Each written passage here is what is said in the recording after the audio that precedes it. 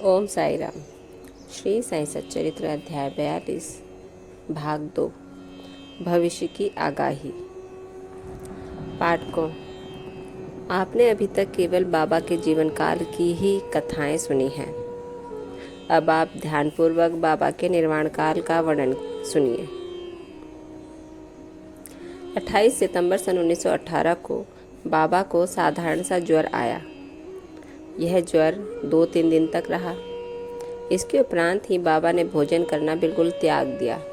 इससे उनका शरीर दिन प्रतिदिन क्षीण एवं दुर्बल होने लगा। 17 दिनों के पश्चात अर्थात 15 अक्टूबर सन 1918 को 2:30 पर उन्होंने अपना शरीर त्याग दिया।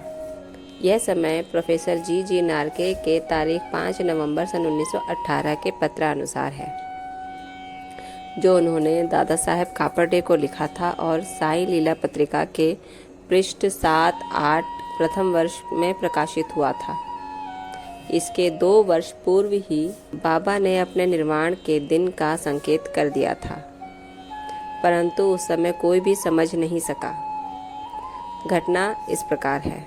विजयादशमी के दिन जब लोग संध्या के समय सीमोल्लंघन से लौट रहे थे, तो बाबा सहसा ही क्रोधित हो गए। सिर का कपड़ा, कफनी और लंगोटी निकालकर उन्होंने उसके टुकड़े टुकड़े करके जलती हुई धुनी में फेंक दिए।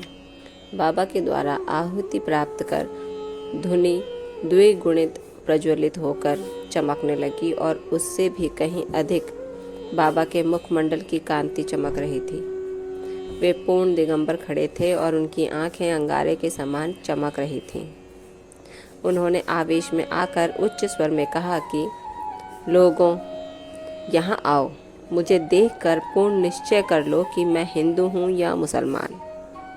सभी भय से कांप रहे थे। किसी को भी उनके समीप जाने का साहस न हो रहा था। कुछ समय बीतने के पश्चात उनके भक्त भागोजी शिंदे, जो महारोग से पीड़ित थे, साहस कर बाबा के समीप गए और किसी प्रकार उन्होंने उन्हें लंगोटी बांध दी और उनसे कहा कि बाबा, ये क्या बात है? देव, आज दशहरा सीमोल्लंघन का त्यौहार है। तब उन्होंने ज़मीन पर सटका पटकते हुए कहा कि मेरा सीमोल्लंघन है। लगभग 11 बजे तक भी उनका क्रोध शांत न हुआ और भक्तों को चावड़ी जुलूस निकलने में संदेह होने लगा। 1 घंटे के पश्चात वे अपनी सहज स्थिति में आ गए और सदा की भांति पोशाक पहनकर चावड़ी जुलूस में सम्मिलित हो गए। इस घटना द्वारा बाबा ने इंगित किया कि जीवन रेखा पार करने के लिए दशहरा ही उचित समय है, परंतु उस समय किसी को भी उसका असली अर्थ समझ में न आया। बाबा ने और भी अन्य संकेत किए हैं, जिसका वर्णन कल हम अगले भाग 3 में करेंगे। रामचंद्र दादा पाटिल की मृत्यु टालना। ओम साई राम। बाबा आप सब पर कृपा रखें, आपको आशीर्वाद दें और कष्टों से दूर रखें। ओम साई राम।